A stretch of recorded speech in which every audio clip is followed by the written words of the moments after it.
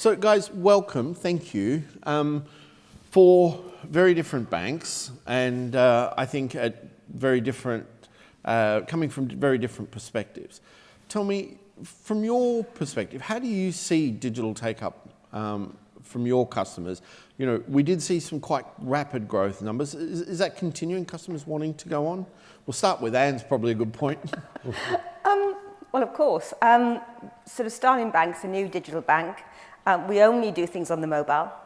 We're all about giving customers a fantastic digital experience where every single transaction the customer does, we gather a huge amount of data around that transaction, which allows us, with the help of machine learning and artificial intelligence, to give insight to the customers, and they can choose to share that insight and that data with our partners in the marketplace.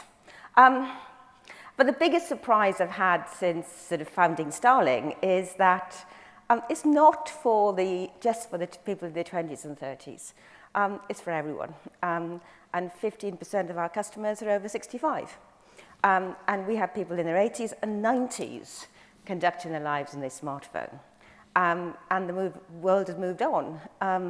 Having those tools at your fingertips is a great facilitator of a healthy financial life as well as a healthy life. It's where you conduct your business nowadays, and that is where we're at.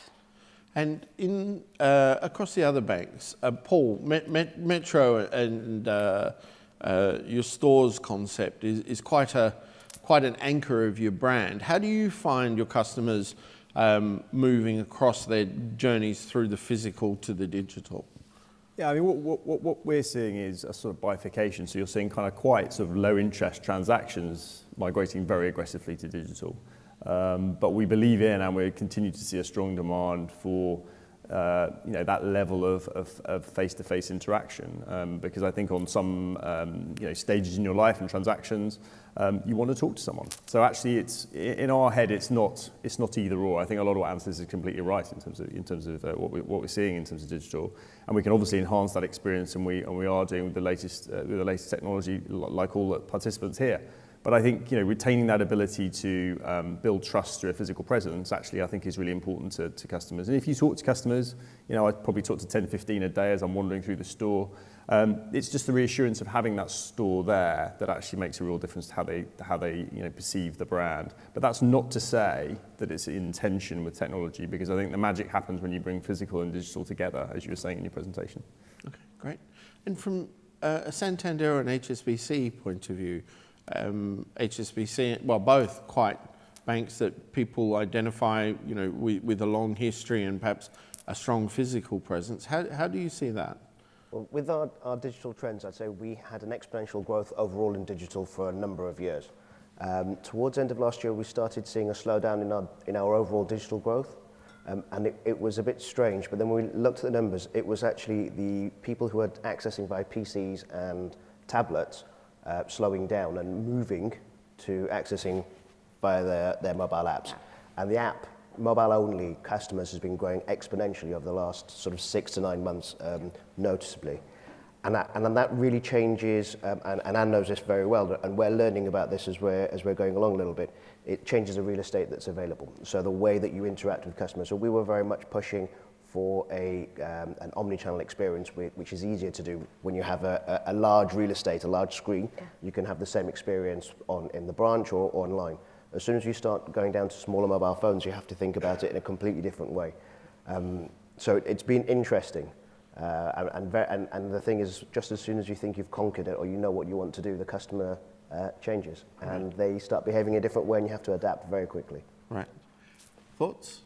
So at HSBC, we're seeing, I think, a bit like what everybody else has said. For certain transactions, like let's say foreign exchange, or simple transactions like moving money, you can use the mobile.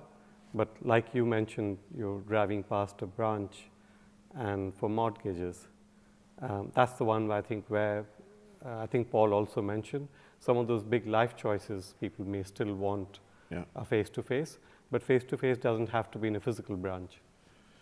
It's interesting, when I think of physical infers a limit to your catchment for your customers. And obviously, Anne, that's not something you would ever tolerate in the way you plan the business. How do you find the physical and digital customer footprint? You know, I think, Paul, of Metro, and you know, you've got a very careful way of expanding the bank and the way you take on new stores. Do you find your online presence is driving that a bit harder, that your customers are wanting to come from a broader physical or geographic spectrum? Well, I think if I understand the question correctly, I mean, we see all demographics evenly split in the store, which is surprising, actually. You might sit here going, you know, why would a 20-year-old want to walk into a store? But actually, they use it very regularly because they're often ones that want reassurance around some of their financial decision making. We're seeing, actually, what we're seeing with our store locations, which are always on sort of prime sites, always on a corner, you know, very high spec stores, is that actually it's driving up engagement generally. So actually, when you get both right, and we're still on a journey, we're not there yet. When you get both right, actually what it drives is engagement and queries, good queries, positive queries around helping that, you know, individuals' financial lives. So I guess if I'm sort of interpreting you correctly, I think you know, the balance works, and we're seeing it, you know, cross generational actually. But you know, you're right. You know, can you walk into a store in Wolverhampton at the moment? No, you can't. We are opening there soon, but you know, we're not there yet. So you know, we are limited absolutely by that store presence, but we're not limited digitally, and we find that actually, you know, that kind of brand presence on high streets. You know, we've got kind of 90% brand recognition in London and the South East through having those stores. We don't do any advertising. So actually, you know, it's when both of them work in sync, we think, you know, your brand journey takes off. So I think what we have here is a whole era of huge sort of customer engagement for the first time. You know, Metro is so different from us. But customers love Metro. They go into Metro. It's an engagement with the customer for a customer group that want that particular product, and the same with us. You know, you talk about your fans. We talk about, you know, our community of people who love different and love that engagement model. And I think as an industry as a whole, we're all trying to find better ways of not just servicing customers and tending to their day-to-day needs, but engaging with them. And before I started Starling, I was working as Chief Operating Officer for AIB, and I went around the world trying to figure out what to do next. You know, we'd gone through this huge process of putting the bank back together again post-crisis, and then we had to do more. And I went to Australia and I went to the States, and I spent time in branches. I actually, you know, spent a day in a branch outside Sydney, and I talked to customers and felt what it was like. And everybody was struggling with the concept of what is the branch for. You know, I went to banks where they'd spend a lot of time refurbishing the branches, and they had nice sofas, and you know, and they were trying to desperately get those customers not to spend their time in the branch paying in cash and coin, but come in and buy mortgages. And a lot of the people were so busy. You know, they didn't have time to go into those lovely branches and, you know, and buy a mortgage. They wanted to do it at their convenience. And I think all the banks, whether, you know, so the people who have branches, the digital players, the incumbents who are putting a lot of effort into transformation, are looking at new ways of engagement. And it's not necessarily omni-channel. I spent about 4 years trying to convince myself that omni-channel was a thing, that it meant something, that joining up all these ways of connecting to customers was a worthwhile experience. And I came to the conclusion, no, it wasn't. Different customers have different needs. And having different propositions for customer is a good thing for consumers and a good thing for competition. How, Utio, if I look at HSBC, obviously long-established bank, your customers have had a way of engaging with you that has worked, assumably, you're a long-standing bank. How are your customers making the transformation to digital, and are you seeing the same things that Anne is seeing in terms of the way they want to engage with you? Of course. So while HSBC, just because been around for more than 150 years, has this reputation of being probably solid established bank, but we also compete with likes of TransferWise and Revolut on foreign exchange, and we are winning on that front. So we'd be surprised that customers who try it out, but then they come back to us.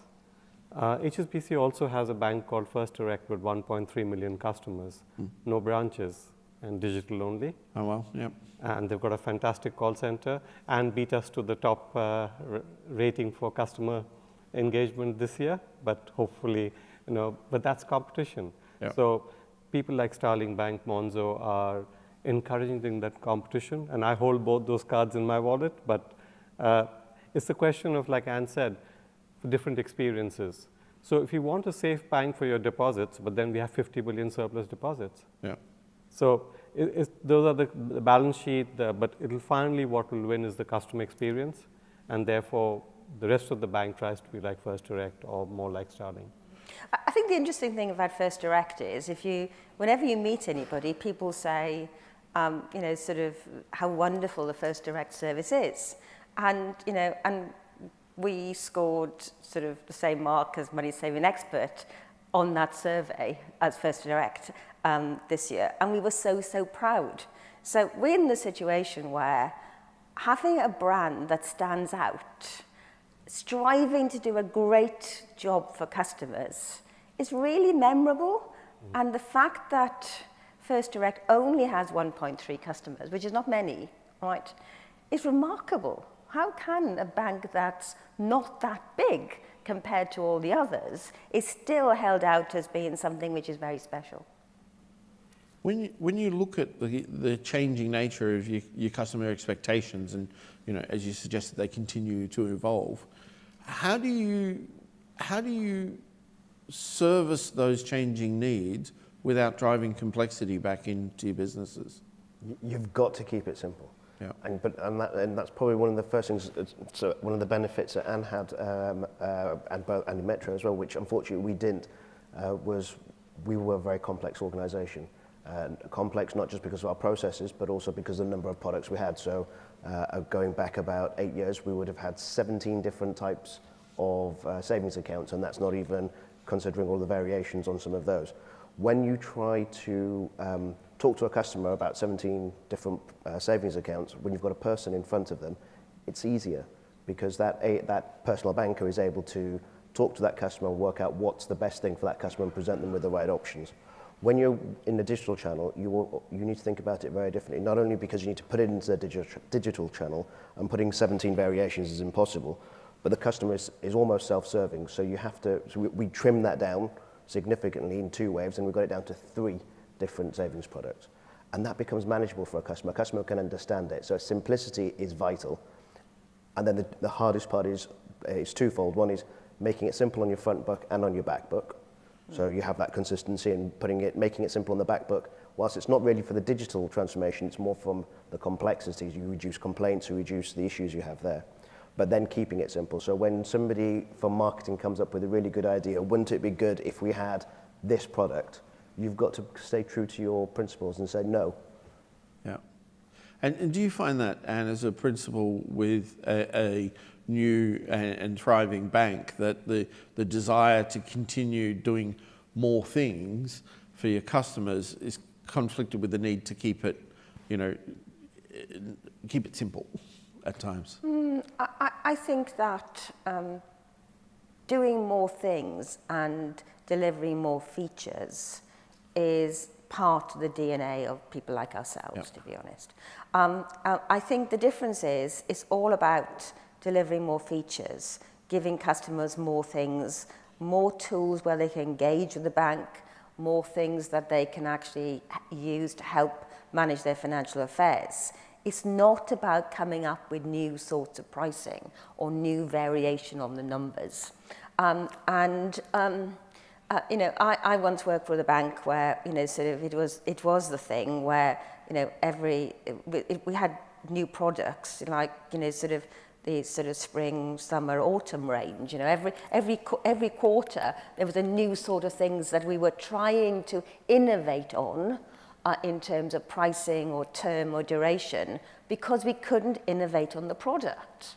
Because we couldn't launch something which was a new feature or a new sort of tool to help the customer, the only thing we could think of is, let's make it 4 months rather than 3. And so I think that for us, we will continue to deliver features because that's what the machine is all about. We have the majority of Starling are engineers, software engineers. We have built a technology platform from scratch, starting with nothing in 18 months. And that engineering team will continue to deliver. Yeah. And therefore, sort of every quarter, we deliver some major features.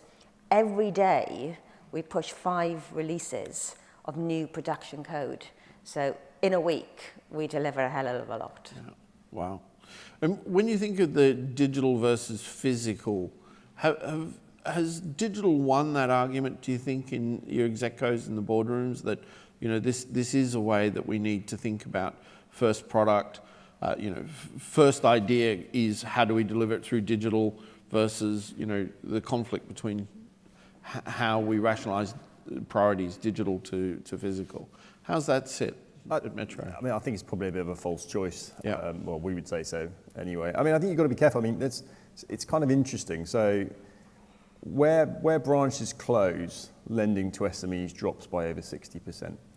Right. There are great online lending providers to SMEs out there.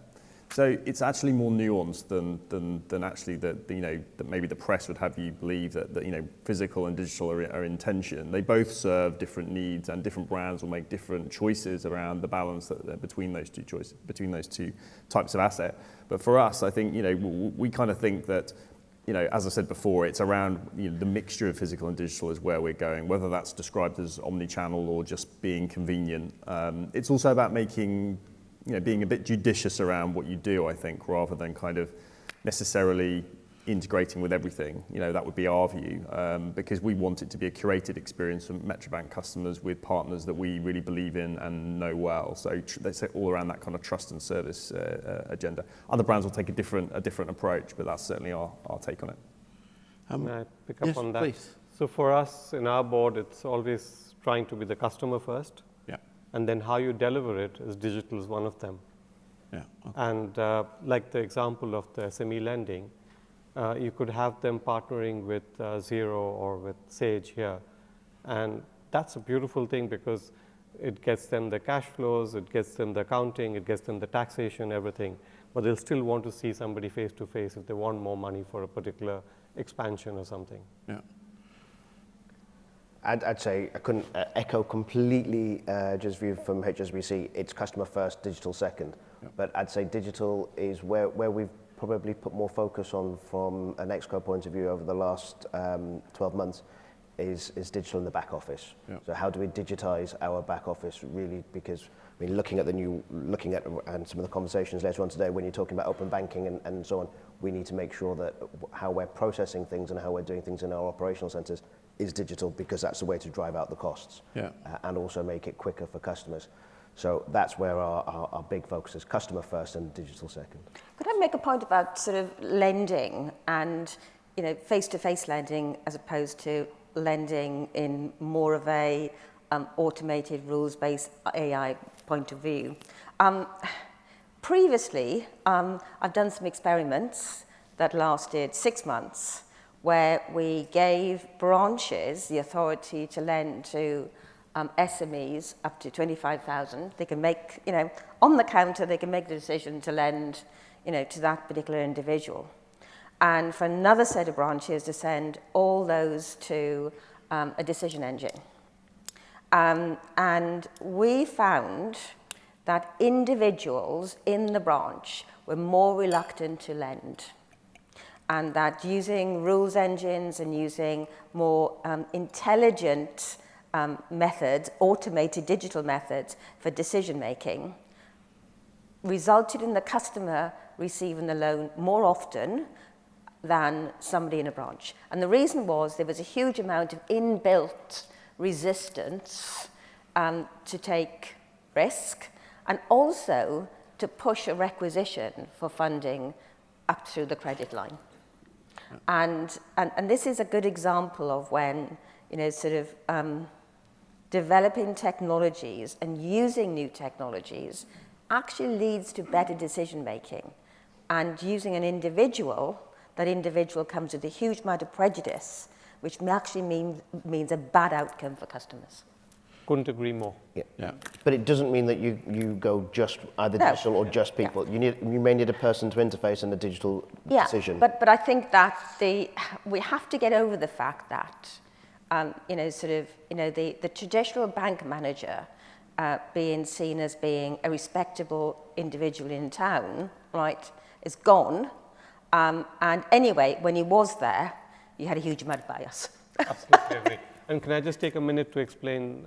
So having been a chief risk officer so many years, the main thing that I'm trying to do is change the mindset, but using data. Yeah. So if you look at what Amazon does, it sees the orders for the best toy that's going to be ordered for Christmas 2 or 3 weeks before.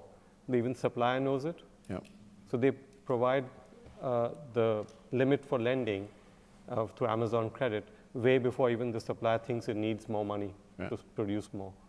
So that's a typical example of having data and analytics to feed something which a branch manager in my high street branch in Coventry or wherever wouldn't have a clue. Yeah.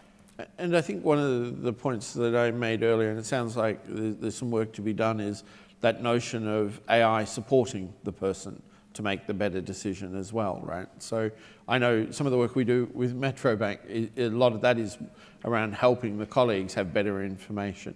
How do you see that conversation around, the machines making better decisions than the people, or the people being supported? Because I guess this is a big conversation when I look at the amount of time that's being spent around AI and talking about the ethics of AI and the bots replacing people. I think it's an interesting one we spend a lot of time on.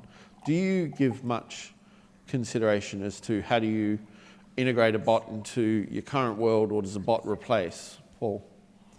Yeah, I mean, I think we would sign up to your concept of sort of augmented service. I think we absolutely believe that ensuring that the right information is there at the right time to ensure that you have a good dialogue with the customer is absolutely the right way forward. But do we believe in humans playing a role in that? Absolutely. Having said that, we are taking advantage of the latest technologies. We're about to drop something into our mobile app, which will be absolutely around ensuring that we give customers the right the right nudges at the right time. I think it's something that needs to be used again very judiciously. I mean, I agree actually with Anne around technology and data-led decision making is free of bias, and that's a good thing. But the physical has a strange resilience. I think it's almost events like this in a way have an inbuilt desire to say that it's all changing, right? We kind of do. But people are people, and they're normal, and they often want to have a chat. And as much as we'd love to believe that we're moving to some dystopia, in reality, your mum wants to walk around and deposit a check sometimes, and sometimes you need to be able to just have that physical relationship with the customer, if that's the right phrase. Yeah. I think just on using technology to help people, we have something like 12,000 customer-facing employees in the UK. With the best training in the world, you can't guarantee that you're going to get a consistent experience for each customer through each one of those people, or that if a customer asks 2 different people the same question, that they'll come up with the same answer. That's where we're using technology, especially with bots, to help us or help our agents have that consistent and first-time right experience with customers. So I absolutely think that using the augmented intelligence is vitally important in an offline or physical world, just as it is in the digital world. Could I also say that there are different ways of interacting with customers. So we only have a smartphone app, but we have chat, 24/7 chat, with individuals, not bots. And we also have a vibrant community of people who discuss banking issues and technology issues through the night. We've got to a world where all of a sudden banking is interesting. And after 30 odd years in banking, I've never been so people are now interested in what we do. There's a community out there of people who talk about whether it should be a bot or whether it should be in an individual. People talk about whether sort of what's the role of branches, and how do we satisfy the fact that a number of people need people to talk to, not need to talk to people about banking, but there's a population of people out there who need people to talk to. Yeah. How do we as a society deal with that? How do we deal with the fact that there are communities without a branch any longer? How do we get together as an industry to satisfy all these requirements? And there are lots of different solutions. But we, as a smartphone app bank, we partner with other banks and post office, whatever, for some of these services. We have a community, so people can chat. And we have an individual on the end of the line if you're stuck in a foreign country and need help. I think the issue we have is that these things are going to get more demanding. I see customers far more demanding now than they were 10 years ago or 20 years ago. The standards are improving, customers demand more, and that is because we have so many, sort of new people and new organizations that are pushing down pricing and hiring and sort of customer expectations. And they're not comparing us to other banks anymore. Yeah, exactly. And so their expectations are not set by the other banks, it's set by Amazon, Facebook, and all the rest of them. Yeah. It is different now, and the standards we all comparing it ourselves to are very, very high. Pricing is going to change, and in my opinion, it is, it is not easy for anybody, and I say that a lot of the incumbent banks have great people doing a great job with a huge, huge problem, because the world has changed. And I think that it's not about innovation. It's not about the fact that the incumbent banks can't innovate. Everything we have, all the banks will have in the next 2 years. Right. The question is, can the cost base shrink? Exactly. And can the cost base shrink whilst customer requirements are actually increasing, not declining? And regulatory requirements as well. So perhaps just time for one last thought from each of you. I did want to delve into customer acquisition, didn't get time. I wanted to touch on open banking, but I think there's a session on that later. But just in terms of the theme here today, distribution strategies, one last thought perhaps from each of you, and that way I'm not yelled at for being over time again. Perhaps, Paul, if I could start with you. It's not either or, I think, is what I'd say. I think you'll find in 20 years we'll still be talking about brands having a physical presence.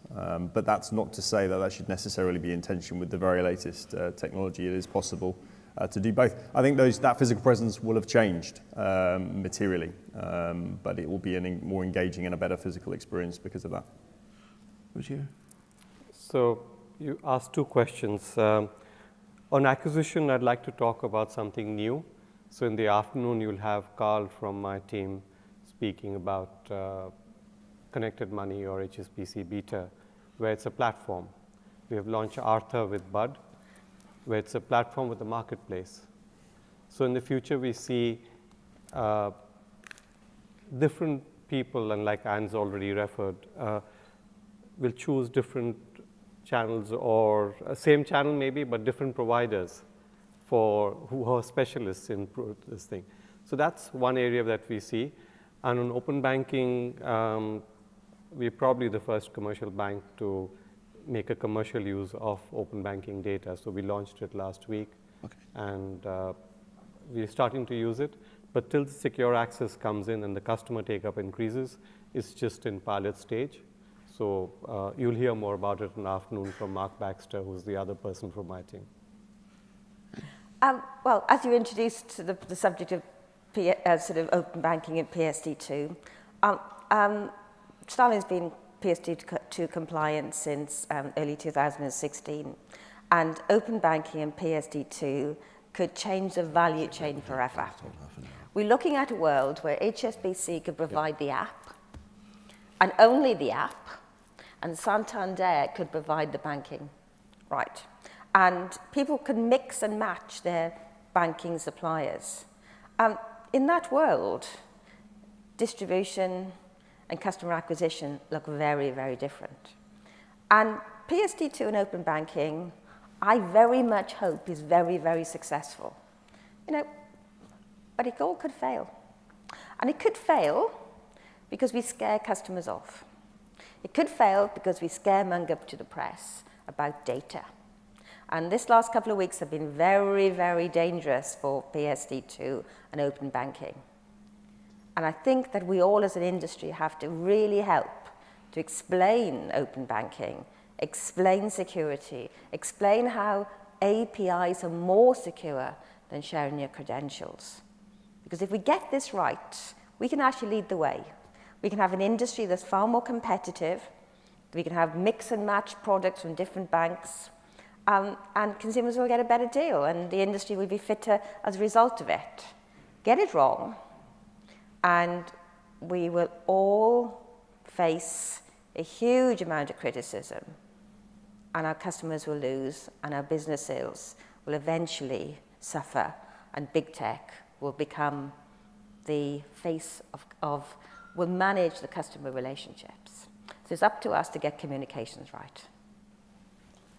I think what's clear from what you've heard just now is that you can't separate distribution strategies from open banking and PSD2. Yep. The two are absolutely intertwined. And you'll see banks and non-banks moving into different parts of the value chain. So it will no longer be about transacting on a product, but it'll be more around customer needs. So when a customer is moving home, it will be the full services around moving home, whether it be banking services, removal services, insurance services, etc. So I think that value proposition is going to radically change. I think Anne is absolutely right that PSD2 and open banking I believe, are here to stay, and we have to embrace it. I think it will be the single biggest innovation that the banking industry has seen in the last 150 years, or since the credit card. What it will mean is we as consumers consume financial services products in a very different way. We will no longer need current accounts. It will not be about the accounts and the products. It will be about the transactions and the services.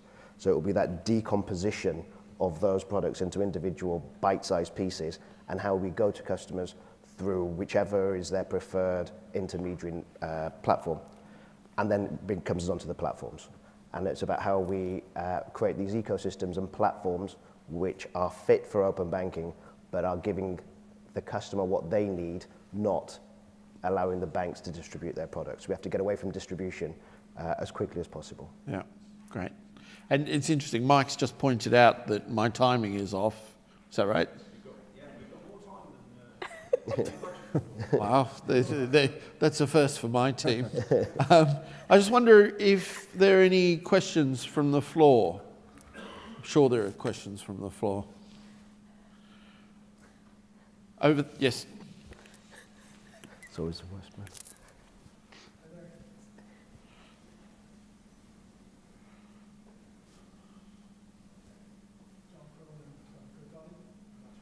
We can't hear you.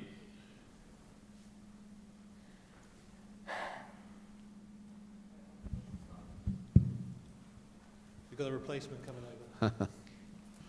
It does give me a minute to fill and to say we're very much on the record as one of those big tech companies of saying we will not be a financial services organisation. So if you see or hear or fear anything else, ring Satir. I'm sure he'll take the call and make his point of view very clear. Sorry. Thank you. It's John Cronin here from Goodbody. Thank you for the discussion. Thought it was really interesting. Just to pick up on one point in relation to distribution strategies, and it's back to this point around the physical and the digital. I guess, look, I suppose I'm interested in your views in terms of why customers still do want to interact physically with banks in a little more depth. Do you subscribe to the thesis that because the customer cannot access a full suite of services online at this point because the service proposition isn't sufficiently slick, so to speak? For example, mortgage customer journey end to end. I'm not aware of any bank that can deliver that, which is a surprise in today's world. When that changes, do you subscribe to the notion that customer behaviour could evolve quite rapidly subsequently, and negate the need for all but the most complex products to be delivered online.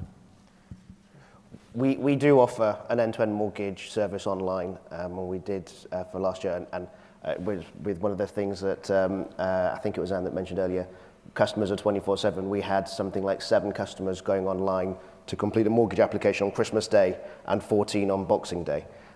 Customers behave when they want, customers interact with the bank when they want to interact with us. And I don't subscribe necessarily, I'll be a bit contentious, that customers still want to do things in a physical environment. I think that customers can't do things in a digital environment, and that's why they're forced to do it in a physical environment. When things go wrong, customers want to speak to somebody, whether it's on the phone, via web chat, or in a branch. And that's when truly customers need to have a human being, not a bot, not a chat, not an email, but instant interaction with somebody who can help and fix their problems. And I think that's where the future of human interaction is going to be in banking. I wonder how successfully those applications were created on Christmas Day. Was it morning or after? Afternoon. Any other thoughts on that question? Yeah, I mean, I think it's tempting to see it as a sort of one-way street. The data are a lot more messy than that. And I think you'll find, as I said at the end of the last section, I think you'll find that branches or stores will endure. I think there'll be far less of them. I don't think, brands are going to have 2,000 for the UK. Our view will be whatever it is, 200 or so. Because they need to be hubs, they need to be engaging. I mean, we have over 2,000 events in our stores after hours every year, and that is about business networks, that's about charity events, that's about face-to-face contact and building relationships. So if you're if we're saying that we're going to get to a world where there are no stores, we're really saying we're going to get to a world where physical interaction and networking doesn't matter, and I don't sign up to that. I think there's a couple of things going on here. I think that, I spent most of my career in big banks, and I can see both sides of this problem. If you in a big bank, what you're trying to do is to compete to give the best service to customers, reduce your cost, and give predictable outcomes that don't result in complaints or that fit in with a regulatory regime. That is difficult. And when that goes wrong, you go to branches, and I've been all over the world talking to customers, and you go to branches where you hear these conversations going on with the branch manager. Yeah, we're training the customers not to come in the branch. So when they come in the branch, we tell them if they want that service, they go to that telephone. And then if they come to the counter with coins in this way, we send them away and we tell them to do this. I've been in branches in some countries, and talked to big banks where that is the mentality, where head office is brainwashing branch managers into training customers into more predictable behavior, and customers won't like that, rebel, and would much prefer to have a different sort of service. That is not the service you get when you go to Metro. It's a different sort of thing. But I think the big banks that have sort of millions of customers are having to go down that route because there's no alternative. Then you have people like ourselves who have the advantage of starting from scratch. We start with a cost base of 0, and we can build technology and processes that are very appropriate to a certain segment of the population. They're very, very happy, to conduct their business on a smartphone with all the tools, with chat if they need it, and join a community and chat through the night about various processes. That's a different segment of the community, which is getting bigger and bigger. But the big banks have to serve a wider range of people and serve it in a very, very difficult time. Okay, good. Any other thoughts? I'll go to the floor. I think they covered pretty well. Good. Yes, Howard. Wait for the microphone. Introduce yourself, please, Howard. Hello, I'm Howard Bush with Microsoft. I think it was interesting, Anne, that you mentioned, it's not just about innovation, it's about can we reduce cost while the customer's expectations are increasing. all of you talk a little bit about that cost of goods sold or the cost of service that needs to be impacted, those elements that you feel are variable enough to be able to reduce the cost but not sacrifice quality in that same respect. I'll Yep, try. please. So most people think, and probably being in a fintech conference, that technology will reduce cost. What surprised me, if you read The Economist from 2 weeks ago, there was a full-page article on DBS. The Development Bank of Singapore is the most profitable 20% ROE kind of bank in Singapore with 4 million customers. They don't have any more customers that they can onboard in Singapore, so they're expanding digitally outside of Singapore. But their digitally engaged customers are 30% more expensive to serve, but they get 3 times more revenue. So I've tried watching the videos that they have very helpfully on their site to see why is the cost higher. So these, I think Anne's probably mentioned and Paul alluded to, they're more engaged customers, so they interact with you more often. Like us, DBS has branches as well as online. So they choose to do some things which are easy on the app, but then they walk into the branch when they want to use a safe deposit locker. So things like that, it's a combination. And the more, I would love that customer who's 30% more expensive, but 3 times more engaged or stays with us, whether it be through an app or walking in to have a chat on Saturday because they want to introduce their 24-year-old for their first financial services. What does financial services mean? Yeah, I think that's a very important point. And I didn't get that before I started Starling. I'd never come across the context of these people who open their app 10 times a day, send you messages, and tell all your friends, tell their friends about you.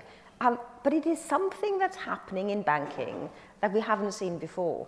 And it's so difficult to deal with those people if you're in a mixed organization.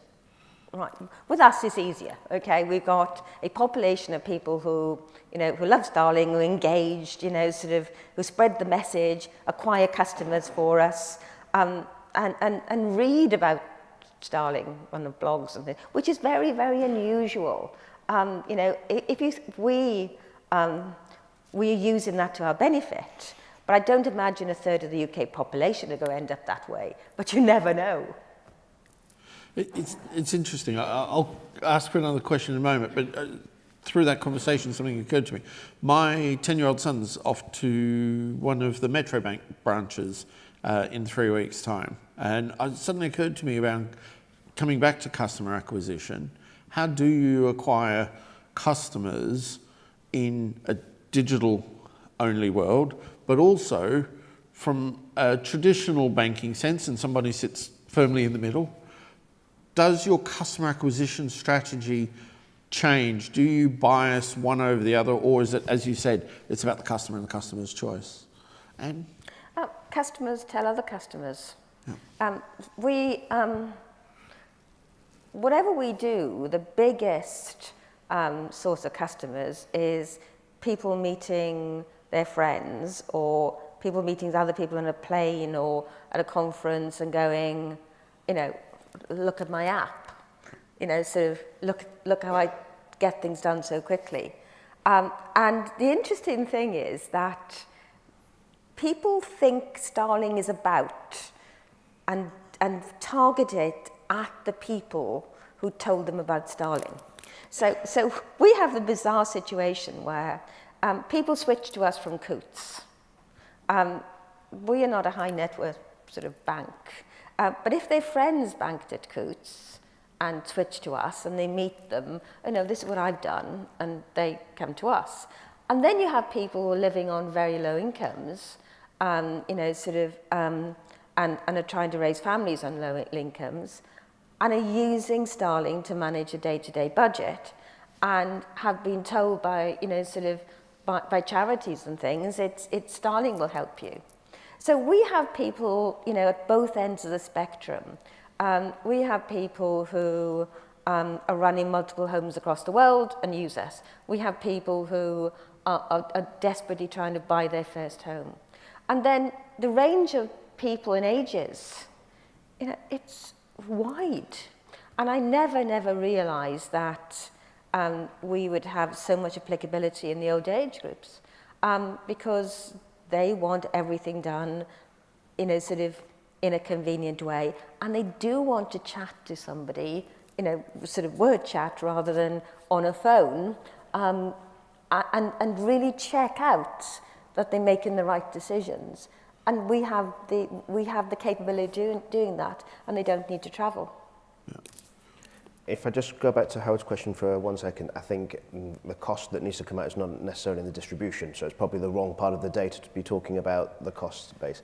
The majority of our costs and the increase in our costs over the last few years has actually been in the non-distribution part of the bank, in compliance, in risk, in regulatory affairs, in areas of the bank that perhaps were underweight before, but that's where our biggest cost growth has gone. And that's probably why when we talk about the digitization of the back end is so important, because that's how we need to get rid of some of the cost and complexity.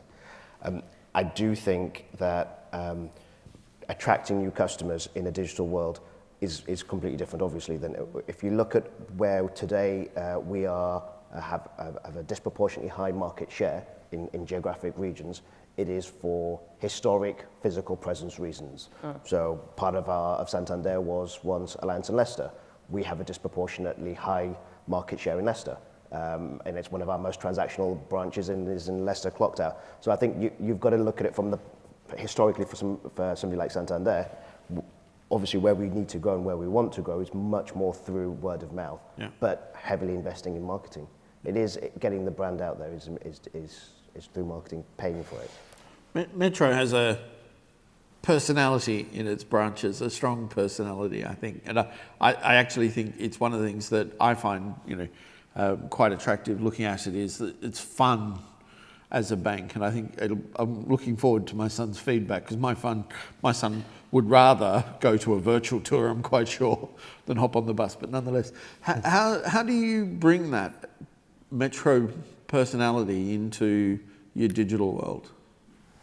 Yeah, I think you need to not take yourself too seriously, and I think that's probably one of the pitfalls of the market at the moment. Everyone is very serious about the digital future. I think it's about simplicity. We've launched one product in 7 years, so as we were saying earlier, it's about not having a complicated product range, because actually if you're going to originate stuff digitally, it's about that trust factor. If it's really complicated with a bazillion features, I'm probably going to click away from the page. So we've just launched our current account online. There's nothing new and original about originating a current account online, but our partner through Gmeo and the IDMV, an instant account opening, you can transact on the account immediately, and that's what our customers want. We have instant fulfillment in the stores where you print the debit cards and the credit cards and your checkbook if you still want one of those things.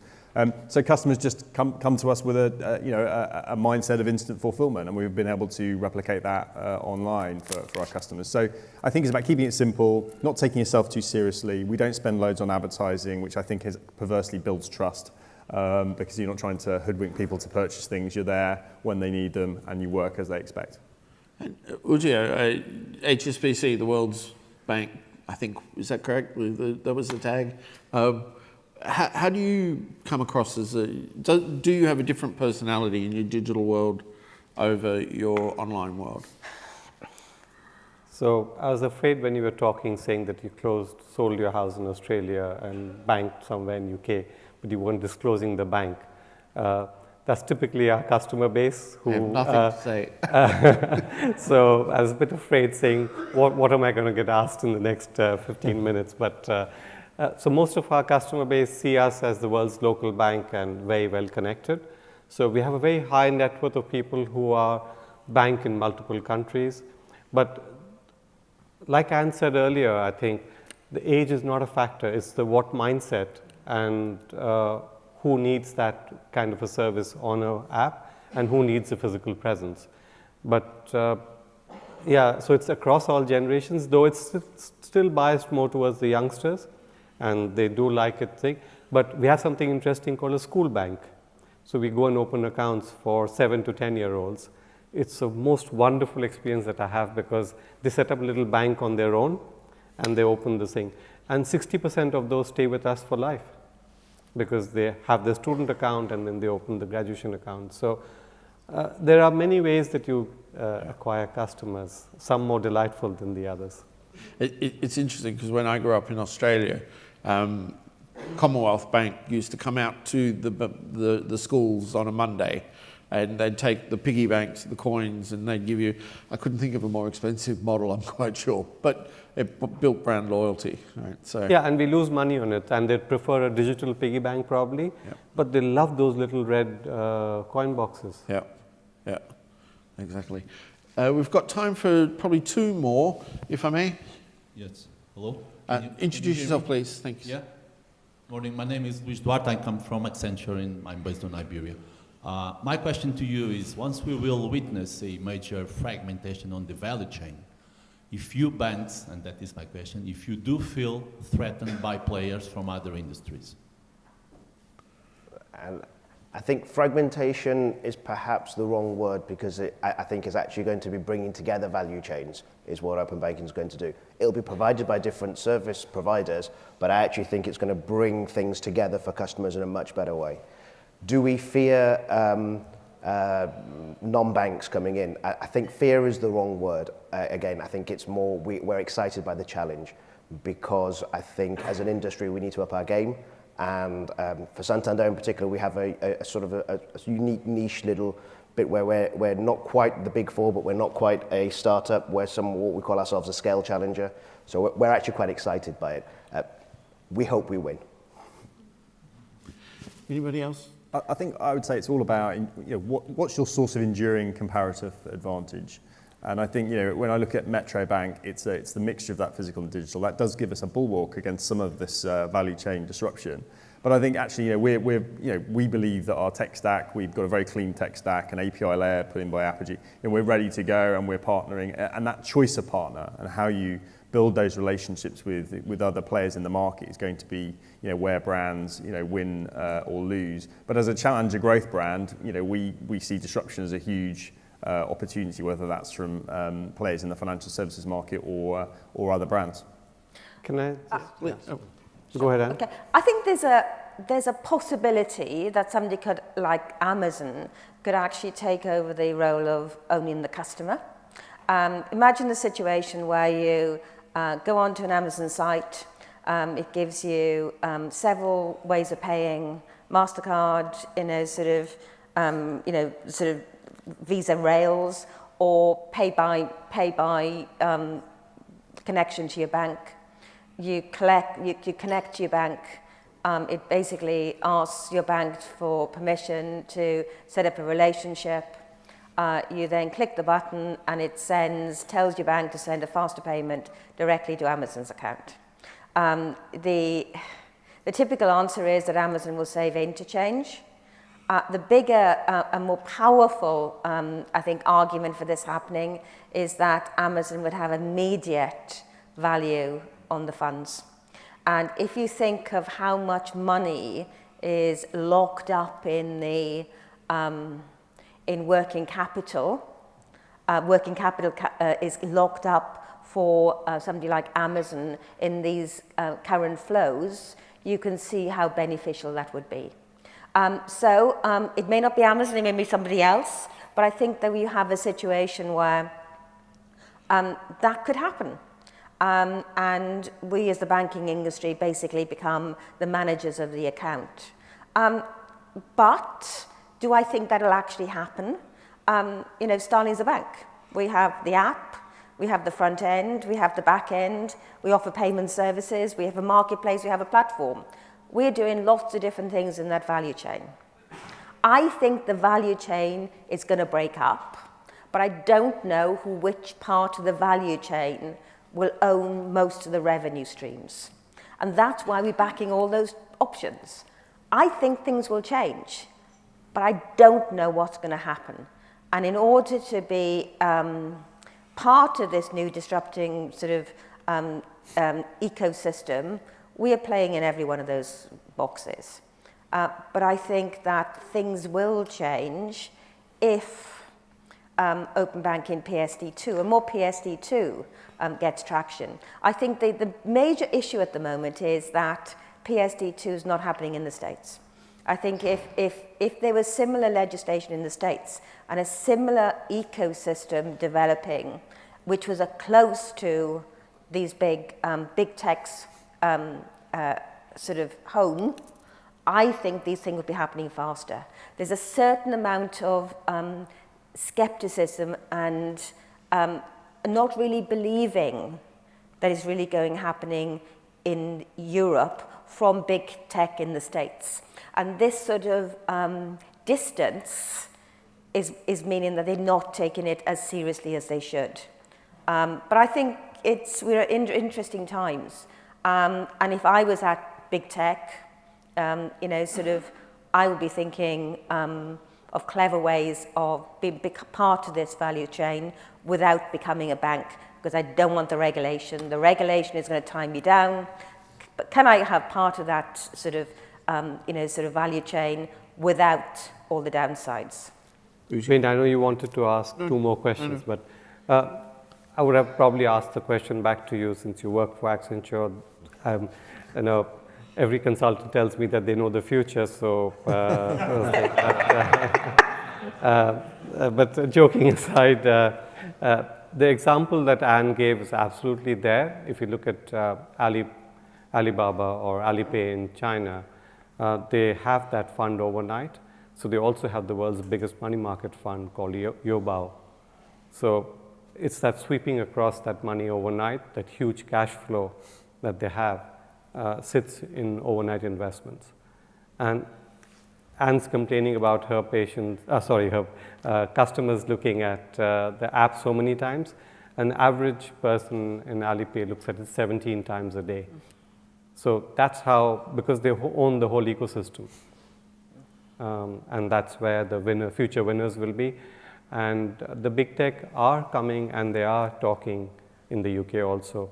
So though PSD2 hasn't come in the US, if you look at what JP Morgan or Wells have done, fantastic partnerships with the standardized APIs that Paul mentioned before. So I see it living in extremely interesting times where things are changing. Very good. Time for one more question or not? We're there. Just about there. Yeah. Okay, great. I'd like to thank you all for your time today, and apologies for the timing mix-up. Thank you. Thank you.